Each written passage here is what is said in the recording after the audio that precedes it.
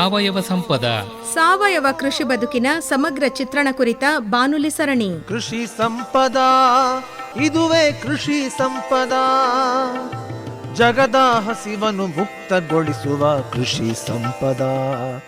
ಕೇಳಿ ಕಾರ್ಯಕ್ರಮ ಸಾವಯವ ಸಂಪದ. ಆದಿ ಅನಾದಿಗೂ ಆಧಾರವಾಗಿ ಮಣ್ಣನ್ನೇ ನಂಬಿ ದುಡಿಯುವ ರೈತರ ಕಥೆಗಳ ವ್ಯಥೆಗಳ ಸಾರುವ ಕೃಷಿ ಸಂಪದ. ಇದುವೇ ಕೃಷಿ ಸಂಪದ. ರೈತ ಬಾಂಧವರಿಗೆಲ್ಲ ಸಾವಯವ ಸಂಪದ ಕಾರ್ಯಕ್ರಮಕ್ಕೆ ಆತ್ಮೀಯ ಸ್ವಾಗತ. ಇವತ್ತಿನ ಕಾರ್ಯಕ್ರಮದಲ್ಲಿ ಸಾವಯವ ಕೃಷಿಯ ಪ್ರಾಮುಖ್ಯತೆಯನ್ನು ಕುರಿತ ಸಂವಾದವಿದೆ. ಭಾಗವಹಿಸುತ್ತಾರೆ ಪಿರಿಯಾಪಟ್ಟಣ ತಾಲೂಕು ಕಣಗಾಲು ಗ್ರಾಮದ ಎನ್ ವೆಂಕಟೇಶ್ ಹಾಗೂ ಅವರ ಮಗಳು ವಿ ಅನಘ. ಆದಿ ಅನಾದಿಗೂ ಆಧಾರವಾಗಿ ಮಣ್ಣನ್ನೇ ನಂಬಿ ದುಡಿಯುವ ರೈತರ ಕಥೆಗಳ ವ್ಯಥೆಗಳ ಸಾರುವ ಕೃಷಿ ಸಂಪದ. ಇದುವೇ ಕೃಷಿ ಸಂಪದ. ವೆಂಕಟೇಶ್ ಅವರೇ ನಮಸ್ಕಾರ. ನಮಸ್ಕಾರ. ಅನಘ ನಿನಗೂ ನಮಸ್ಕಾರ. ನಮಸ್ಕಾರ. ಏನು ಓದ್ತಾ ಇದೆಯಾ ಪುಟ್ಟ? ನಾನೀಗ ಫಸ್ಟ್ PUC ಓದ್ತಾ ಇದ್ದೀನಿ. ವೆಂಕಟೇಶ್ ಅವರ ಮಗಳು ನೀನು ಅಲ್ವೇ? ಬಾಲ್ಯ ಎಲ್ಲ ಎಲ್ಲಿ, ಏನು ಓದ್ದೆ ನೀನು ಬಾಲ್ಯ ಎಲ್ಲ? ನಾನು LKG ಇಂದ 6th ಗಂಟ ಬೆಂಗಳೂರಿನಲ್ಲಿ ಓದಿದ್ದು. ಅಲ್ಲಿಂದ 7th ನಾನು ನಮ್ಮ ಹಳ್ಳಿಗೆ ಬಂದೆ. 7th ಇಂದ 10th ಗಂಟ ನಾನು ರಾಮನಾಥ್ಪುರ ವಿದ್ಯಾನಿಕೇತನ ಸ್ಕೂಲಲ್ಲಿ ಓದಿದ್ದೀನಿ. ಈಗ ಫಸ್ಟ್ PUC ಮಡಿಕೇರಿಯಲ್ಲಿ ಮಾಡ್ತಾ ಇದ್ದೀನಿ. ಅದೇನು ಬೆಂಗಳೂರಲ್ಲಿ ಓದಿದ್ದು? ಬೆಂಗಳೂರಲ್ಲಿ ನಾವು ಮೊದಲಿದ್ದಿದ್ದು ಸರ್. ಅದಕ್ಕೆ. ಹೌದಾ? ಓಹೋ. ಹೇಳಿ ವೆಂಕಟೇಶ್ ಅವರೇ ತಮ್ಮ ಬಗ್ಗೆ. ಈಗ ವಾಸ ನಾವು ನಮ್ಮ ಹಳ್ಳಿಲೇ ಇದ್ದೀವಿ. ಇದಕ್ಕಿಂತ ಪೂರ್ವಭಾವಿಯಾಗಿ 2007ರಿಂದ 2017 ಗಂಟ ನಮ್ಮ ಕುಟುಂಬ ಸಮೇತ ಬೆಂಗಳೂರಲ್ಲಿದ್ದು. ಬೆಂಗಳೂರಲ್ಲಿ ಟ್ರಾವೆಲಿಂಗ್ ಲೈನಲ್ಲಿ ಅಂದರೆ ಖಾಸಗಿ ಇದ್ರಲ್ಲಿ ನಂದೇ ಒಂದು 2 ಗಾಡಿ ಇತ್ತು, ಅದನ್ನು ಓಡಿಸ್ಕೊಂಡು ಇದ್ದು. ಮೊದಲು ಮೂಲ ಕೃಷಿ ಕುಟುಂಬನೇ ಇತ್ತು.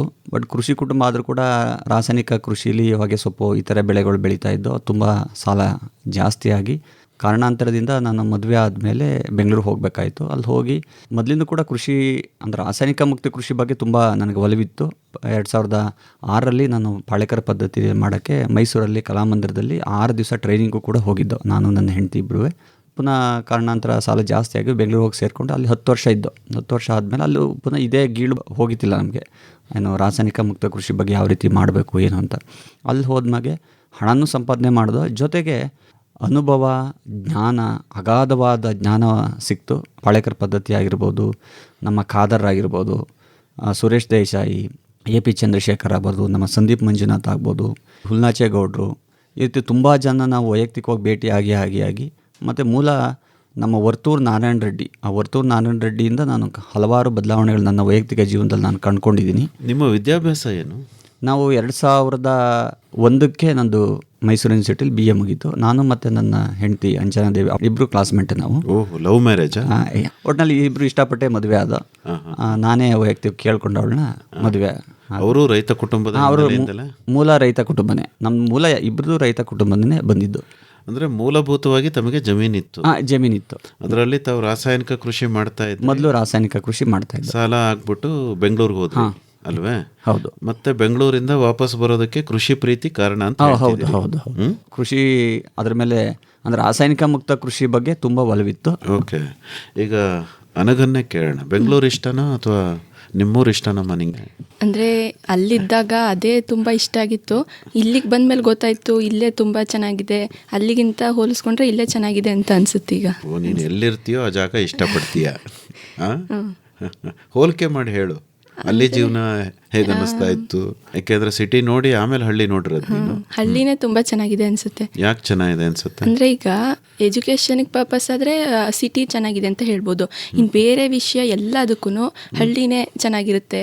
ಎಂಜಾಯ್ ಮಾಡೋದಕ್ಕಾಗಲಿ, ಜನರ ಜೊತೆ ಬೆರೆಯೋದಕ್ಕಾಗಲಿ ಎಲ್ಲ ಇಲ್ಲೇ ಚೆನ್ನಾಗಿರುತ್ತೆ ಅಂತ. ಈಗ ಹಳ್ಳಿಯಲ್ಲೇ ಓದ್ತಾ ಇದೆಯಾ? ಈಗ ಮೊದಲನೇ PUC ಅಲ್ವಾ? ಮುಂದೆ ಏನು ಓದಬೇಕು ಅನ್ನೋದು ಆಸೆ ನಿನಗೆ? ಮುಂದೆ ನಾನು ಮಾಸ್ಟರ್ಸ್ ಮಾಡಿ ಲೆಕ್ಚರಿಗೆ ಓದಬೇಕು ಅಂತ ಇದ್ದೀನಿ. ಮಾಸ್ಟರ್ಸ್ ಡಿಗ್ರಿ ಯಾವುದ್ರಲ್ಲಿ ಮಾಡ್ತೀಯಾ? ಬಯಾಲಜಿ. ಜೀವಶಾಸ್ತ್ರ ಇಷ್ಟನಾ? ಓಕೆ. ಹೇಳಿ ವೆಂಕಟೇಶ್ ಅವರೇ, ನೀವು ವಾಪಸ್ ಬಂದಾಗ ನಿಮ್ಮ ಜಮೀನಿನ ಪರಿಸ್ಥಿತಿ ಯಾವ ಥರ ಇತ್ತು ಮತ್ತು ಏನೇನು ಬೆಳೆ ಬೆಳೀತಾ ಇದ್ರು, ಹೇಗೆ? ಅಂದರೆ 2017ರಲ್ಲಿ ನಾವು ವರ್ತೂರು ನಾರಾಯಣ ರೆಡ್ಡಿ ಅವರ ತೋಟಕ್ಕೆ 3 ದಿವಸ ಟ್ರೈನಿಂಗ್ ಹೋಗಿದ್ದೆ ರಾಸಾಯನಿಕ ಮುಕ್ತ ಕೃಷಿ ಬಗ್ಗೆ. ಅಲ್ಲಿ ನಮ್ಮದೇ ಒಂದು 7 ಜನ, ನಾವು 12 ಜನ ಹೋಗಿದ್ದೋ, ಹೊರ ರಾಜ್ಯದಿಂದ ಬಂದಿದ್ದರು.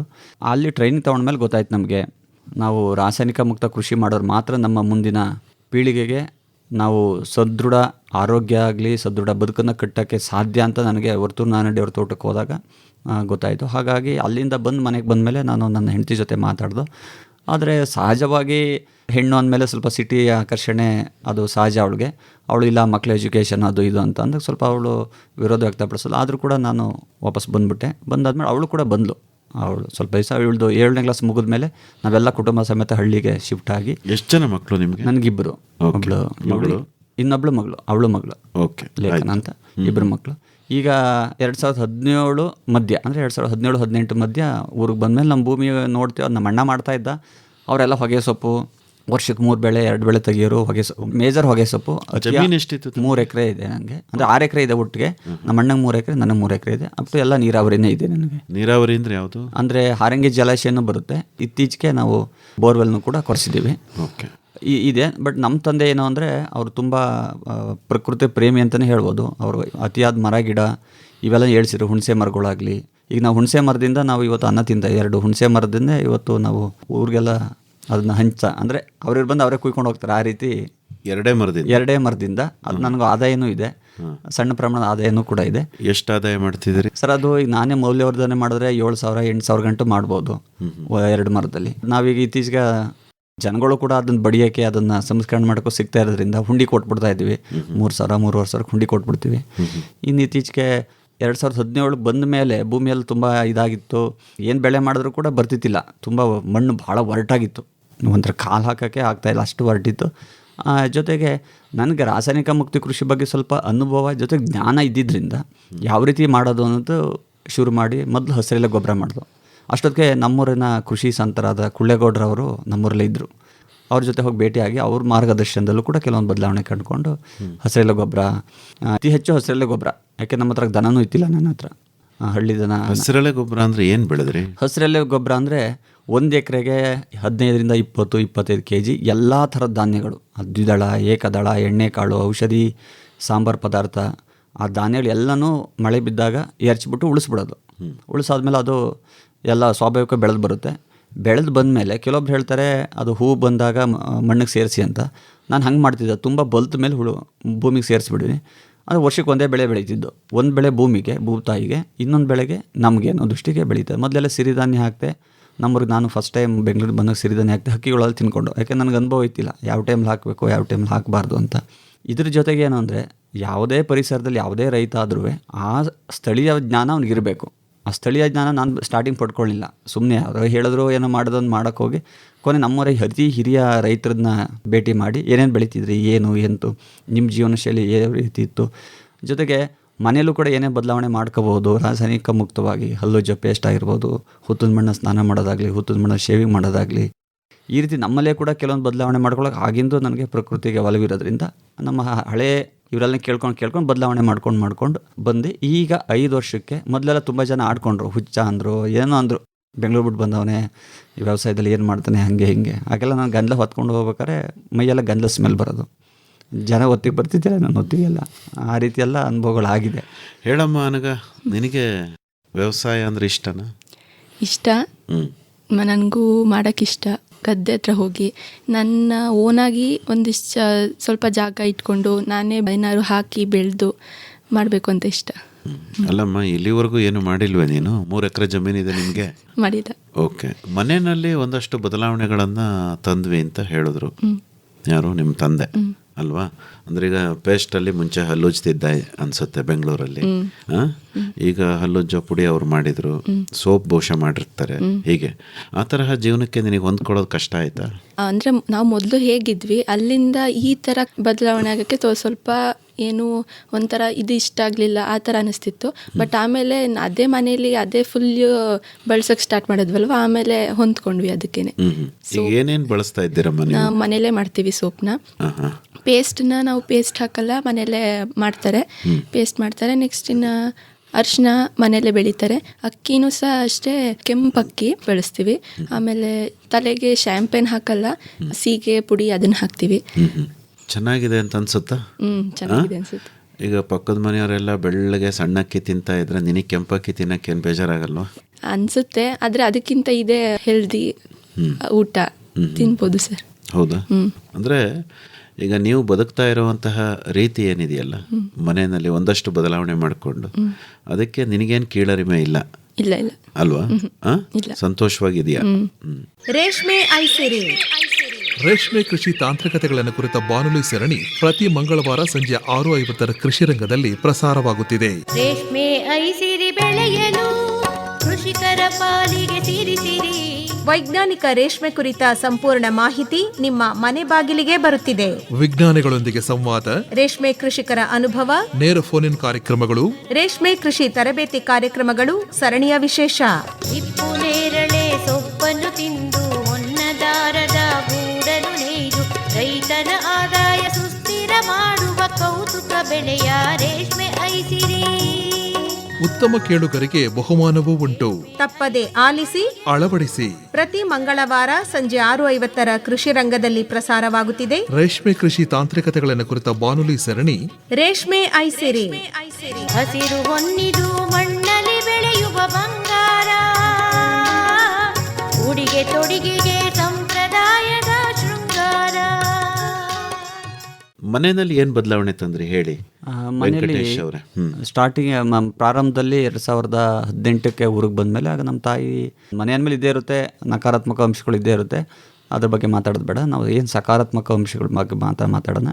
ಹಾಗಾಗಿ ಮನೆಯ ಮೇಲೆ ಅದು ಇದ್ದೇ ಇರುತ್ತೆ. ಆಮೇಲೆ ನಾನು ನನ್ನ ಹೆಂಡತಿ ನನ್ನ ಹಿರಿ ಮಗಳು ಮಾತ್ರ ಆಗಿದ್ದು, ಆಗಿನ್ನೂ 2ನೇ ಮಗಳು ನನಗೆ ಆಗಿದ್ದಿಲ್ಲ. ಬಟ್ ಬೆಂಗಳೂರಲ್ಲಿ ನನ್ನ 2ನೇ ಮಗು ಆಗಿದ್ದಿಲ್ಲ. ಈ ಊರಿಗೆ ಬಂದಮೇಲೆ ಇಲ್ಲಿ ನಮ್ಮ ಸನಾತನ ಸಂಸ್ಕೃತಿ ಅಂದರೆ ಮನುಷ್ಯನ ಬದುಕುವ ಕಲೆ, ಅದು ಒಂದು ಧರ್ಮ ಅಂತ ನಾವೇನು ತಿಳ್ಕೊಳ್ಳೋದು ಅವಶ್ಯಕತೆ ಇಲ್ಲ ಅಂತೀವಿ. ಅದು ಬದುಕುವ ಕಲೆ, ಅದು ನಾನು ಜಾಸ್ತಿ ನನ್ನ ಮೈ ಕೂಡಿಸ್ಕೋತಾ ಯೋಗ ಆಗಿರ್ಬೋದು, ಧ್ಯಾನ, ಈ ರೀತಿ ಸ್ವಲ್ಪ ಹಿಂದಕ್ಕೆ ಹೋಗಿ ಅದನ್ನು ನಮ್ಮ ಜೀವನದಲ್ಲಿ ಬ್ರಾಹ್ಮಿ ಮುಹೂರ್ತದಲ್ಲಿ ಯಾವ ರೀತಿ ನಾನು ಹೊಂದಾಣಿಕೆ ಮಾಡ್ಕೋಬೇಕು, ಈ ರೀತಿ ಎಲ್ಲ ಕೆಲವೊಂದು ಬದಲಾವಣೆ ಮಾಡಿಕೊಂಡು ಆಮೇಲೆ ಕೊಬ್ಬರಿ ಎಣ್ಣೆ, ರಿಫೈಂಡ್ ಆಯಿಲು, ಖಾದರ್ ಅವ್ರದ್ದು 9 ಪ್ರೋಗ್ರಾಮ್ ನಾನು ಅಟೆಂಡ್ ಮಾಡಿದ್ದೆ ಬೆಂಗಳೂರಲ್ಲಿ. ಆಗ ಮನೆಗೆ ಬಂದು ಮೊದಲನೇದು ಕೆಲಸ ಅಂದರೆ ಅಂಗಡಿ ಎಣ್ಣೆನ ನಾವು ನಮ್ಮ ಮನೆಯಿಂದ ತ್ಯಜಿಸ್ತೋ.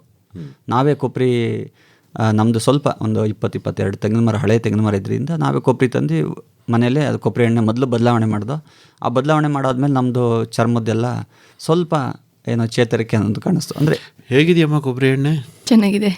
ರಿಫೈಂಡ್ ಆಯಿಲು ಮತ್ತು ಒಳ್ಳೆ ಎಣ್ಣೆ ಅಂದರೆ ಕಡಲೆಕಾಯಿ ಎಣ್ಣೆಗೆ ಹೋಲಿಸಿದ್ರೆ ಇದೇ ಮನೆಯಲ್ಲೇ ಬಿಡಿಸ್ತೀವಲ್ಲ, ಅದೇ ಚೆನ್ನಾಗಿರುತ್ತೆ. ಹೌದಾ? ನಿಂಗೂ ಇಷ್ಟನಾ? ನನಗೂ ಇಷ್ಟ ಅದು. ಹೇಳಿ ಸರ್. ಹಾಗಾಗಿ ಕೊಬ್ಬರಿ ಎಣ್ಣೆ ಮೊದಲು ಬದಲಾವಣೆ ಮಾಡ್ದು. 2ನೇದು ಪೇಸ್ಟ್ ಬದಲು ನಾವು ನಮ್ಮ ತಂದೆಯವರೆಲ್ಲ ಇಡ್ಲಿ ಪುಡಿಲಿ ಹಲ್ಲು ತಿಕ್ತಾಯಿದ್ರು, ಹಲ್ಲು ಚೆನ್ನಾಗಿತ್ತು, ಅದು ಮಾಡಿದೆ. ಮತ್ತು ಹುತ್ತದ ಪೇಸ್ಟ್ ಹೇಗೆ ಮಾಡಿದ್ರಿ ಹೇಳಿ? ಪೇಸ್ಟ್ ಅಂದರೆ ಮಾಮೂಲಿ ಕಂಠ ಆಗಿದೆ, ತೆಂಗಿನಕಾಯಿ ಚಿಪ್ ಕಂಠ ಬರುತ್ತೆ, ತೆಂಗಿನಕಾಯಿ ತುರಿದಾದ್ಮೇಲೆ ಕಂಠ ಬರುತ್ತಲ್ಲ, ಆ ಕಂಠದ ಜೊತೆಗೆ ಮಾವಿನ ಮರ, ಹೊಂಗೆ ಮರದ ಕೊಂಬೆ, ಮಾವಿನ ಮರದ ಕೊಂಬೆ, ಒಣಗಿರೋ ಕೊಂಬೆ ತಗೊಂಡು ಅದನ್ನು ಇಡ್ಲು ಮಾಡಿ, ಆ ಇಡ್ಲಿಗೆ ಸ್ವಲ್ಪ ಲವಂಗ, ಸ್ವಲ್ಪ ಉಪ್ಪು ಅಥವಾ ಸೈಂಧವ ಲವಣ ಆದರೂ ಆಗ್ಬೋದು ಅಥವಾ ಈ ಉಪ್ಪು ಆದರೂ ಹಾಕ್ಬೋದು. ಅದ್ರ ಜೊತೆಗೆ ಸ್ವಲ್ಪ ಏಲಕ್ಕಿ, ಇನ್ನು ಜಾಯಿಕಾಯಿ ಸಿಪ್ಪೆ ಒಣಗಿಸಿ ಅದನ್ನು ಬೇಕಾದ್ರೂ ಪುಡಿ ಮಾಡಿ ಹಾಕ್ಬೋದು. ಕೆಲವೊಂದು ಔಷಧಿ ಪದಾರ್ಥಗಳ ಇದಕ್ಕೆ ಸಣ್ಣ ಪ್ರಮಾಣದಲ್ಲಿ ಮಿಕ್ಸ್ ಮಾಡ್ಕೋಬೋದು. ಅದನ್ನು ಮಾಮೂಲಿ ನಾವು ಪುಡಿ ಮಾಡಿ ಜರಡಿ ಹಿಡ್ಕೊಂಡು ಇಟ್ಕೋತೀವಿ. ಅದನ್ನೇ ಬೆಳಗ್ಗೆ ಸರಿ ಅಥವಾ ಸಾಯಂಕಾಲ ಸರಿ ತಿಕ್ತೀವಿ. ಆಗ ಸುಮ್ಮ ಹೊಲದ ಕಡೆ ಹೋದಾಗ ನಾವು ಹೊಂಗೆ ಕಡ್ಡಿಯಲ್ಲಿ ಈ ಕಪ್ಪಲ್ಲಿ ಹಲ್ಲೊಳು ಏನೋ ಕಪ್ಪು ಕಲೆ ಇದ್ದರೆ ಆ ಹೊಂಗೆ ಕಡ್ಡಿ ಚೆನ್ನಾಗಿ ಅಗದಿ ಆ ರಸನೂ ಕೂಡ ಒಗಿಯಲ್ಲ ನಾವು. ಯಾಕೆಂದ್ರೆ ಜಲ್ ರಸದ ಮಹತ್ವ ನಾನು ಬೆಂಗಳೂರಲ್ಲಿ ಗೊತ್ತಾಯಿತು. ಹಾಗಾಗಿ ನಾವು ಯಾವುದೇ ಕಾರಣಕ್ಕೂ ಜಲ್ ರಸನೂ ಕೂಡ ಒಗಿಯಲ್ಲ, ಅಂದರೆ ಬಾಯೊಳಗಿಂದ ಯಾವುದೇ ಕಾರಣಕ್ಕೂ ಜಲ್ ರಸ ಒಗಿಯಲ್ಲ. ಪುಟ ಹೇಗಿದೆಯಮ್ಮ ಹಲ್ಲು ಪುಡಿ? ಈಗ ನೀನು ಉಚ್ತೀಯಲ್ಲ, ಚೆನ್ನಾಗಿದೆ ಅಂತ ಅನ್ಸುತ್ತಾ? ಹೆಣ್ಮಕ್ಳು ನೀವು ವಿಶೇಷವಾಗಿ ಸೌಂದರ್ಯಕ್ಕೆ ಹೆಚ್ಚಿಗೆ ಗಮನ ಕೊಡ್ತೀರಿ. ಈಗ ಹಲ್ಲು ಬೆಳ್ಳಗಿರಬೇಕು, ಹೊಳಿತಾ ಇರಬೇಕು, ಮತ್ತು ಬಾಯಿ ವಾಸನೆ ಬರಬಾರ್ದು ಅಲ್ವಾ? ಈ ತರಹ ಪುಡಿನ ಬಳಸಿ. ಬ್ರಷ್ ಬಳಸಲ್ಲ ಅನ್ಸುತ್ತಲ್ವ ನೀನು ಹಲ್ಲು ಉಜ್ಜಕ್ಕೆ? ಅಂದರೆ ಬ್ರಷ್ ಬಳಸ್ತೀವಿ, ಒಂದೊಂದು ಟೈಮ್ ಬ್ರಷ್ ಮಾಡ್ತೀವಿ, ಇಲ್ಲಾಂದರೆ ಆ ಪುಡಿ ಇರುತ್ತಲ್ಲ ಅದನ್ನೇ ಒಂದೊಂದು ಟೈಮ್ ಯೂಸ್ ಮಾಡ್ತೀವಿ, ಇನ್ನು ಒಂದೊಂದು ಟೈಮ್ ಬ್ರಷ್ನ ಯೂಸ್ ಮಾಡ್ತೀವಿ. ಬರೀ ಬ್ರಷ್ ಅಷ್ಟೇ. ಚೆನ್ನಾಗಿದೆ ಅನ್ಸುತ್ತಾ? ಪೇಸ್ಟ್ ಬೇಕು ಅಂತೇನು ಅನ್ಸಲ್ಲ? ಪೇಸ್ಟ್ ಅಂದರೆ ಒಂದೊಂದು ಟೈಮು ಯಾವಾಗಲೂ ಒಂದೊಂದ್ಸತಿ ಅನಿಸುತ್ತೆ, ಆದರೆ ಬೇಡ ಅಂತ ಪುಡಿನೇ ಹಾಕ್ತೀವಿ. ಈಗ ನೀನು ಎಲ್ಲಿ ಓದ್ತಿದ್ದೀನಿ ಇಂದ? ಮಡಿಕೇರಿ ಹತ್ರ. ಓಕೆ, ಅಲ್ಲಿಗೂ ತಗೊಂಡು ಹೋಗಿದ್ಯಾ ಪುಡಿನ? ಓಕೆ, ನಿನ್ನ ಸ್ನೇಹಿತರೆಲ್ಲ ಏನಂತಾರೆ? ನಂಗೂ ಕೊಡು ಅಂತಾರ ಅಥವಾ? ಇಲ್ಲ ಇಲ್ಲ, ಅವರೆಲ್ಲ ಅನ್ನಲ್ಲ. ಕೇಳಲ್ವಾ? ನೀನು ಉಜ್ಜದ್ ನೋಡಾದ್ರೆ ಏನಂತಾರ ಅವರು? ಇದ್ಯಾವ್ದಿದು, ಯಾವ ಪುಡಿ ಅಂತ ಅಂತಾರೆ. ನಾನು ಮನೇಲೆ ಮಾಡೋದು ಅಂತ ಹೇಳ್ತೀನಿ. ಹೌದಾ ಅಂತ ಸುಮ್ಮನೆ ಹೋಗ್ತಾರೆ ಅಷ್ಟೇ. ಆಯ್ತು ಸರ್, ಪುಡಿ ಆಯ್ತು. ನೆಕ್ಸ್ಟ್ ಹುತ್ತದ ಮಣ್ಣಿಗೆ ಬಂದ. ಹುತ್ತದ ಮಣ್ಣದ್ದು ಈಗ ನಾನು 2017ರಿಂದ ನಾನು ವೈಯಕ್ತಿಕವಾಗಿ ರಾಸಾಯನಿಕ ಸೋಪನ್ನು ಬಳಸ್ತಿದ್ದಿಲ್ಲ. ಅಂದರೆ ಹಾಗೆ ನಾನು ಸ್ಲಿಪ್ಪರು ಮೆಟ್ಟಲ್ಲ, ಅಂದರೆ ಭೂತಾಯಿಗೆ ಅಂದರೆ ಅದೊಂದು ನಮ್ಮ ಭಾವನೆ. ಅದು ಚಪ್ಪಲಿ ಮೆಟ್ಟಲ್ಲ.